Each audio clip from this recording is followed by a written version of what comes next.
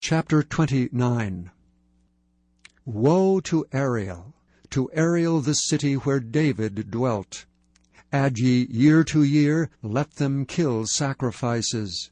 Yet I will distress Ariel, and there shall be heaviness and sorrow, and it shall be unto me as Ariel.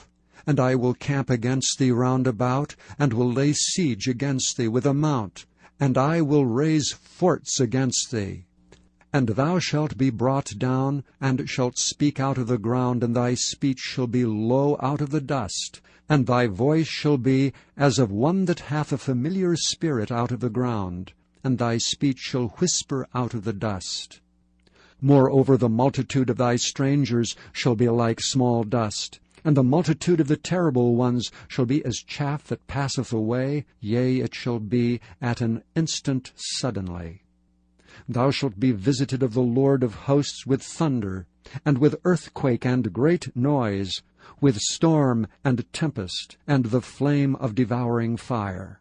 And the multitude of all the nations that fought against Ariel, even all that fight against her and her munition, and that distress her, shall be as a dream of a night vision. It shall even be as when an hungry man dreameth, and behold he eateth, but he awaketh, and his soul is empty.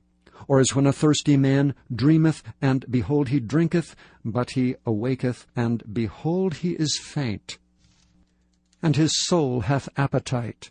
So shall the multitude of all the nations be that fight against Mount Zion. Stay yourselves and wonder. Cry ye out and cry, they are drunken, but not with wine. They stagger, but not with strong drink.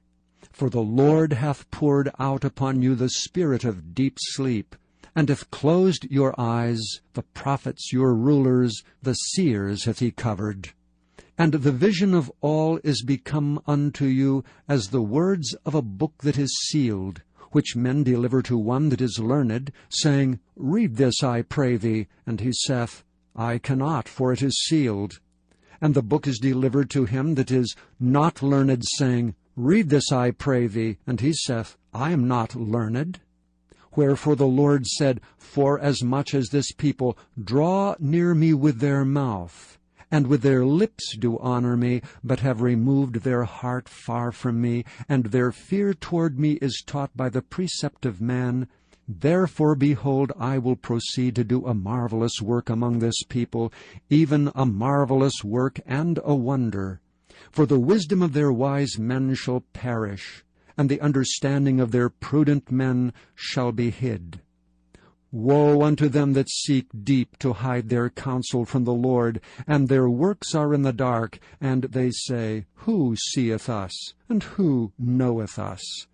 Surely your turning of things upside down shall be esteemed as the potter's clay. For shall the work say of him that made it, He made me not? Or shall the thing framed say of him that framed it, He had no understanding? Is not yet a little while, and Lebanon shall be turned into a fruitful field, and the fruitful field shall be esteemed as a forest? And in that day shall the deaf hear the words of the book, and the eyes of the blind shall see out of obscurity and out of darkness. The meek also shall increase their joy in the Lord, and the poor among men shall rejoice in the Holy One of Israel.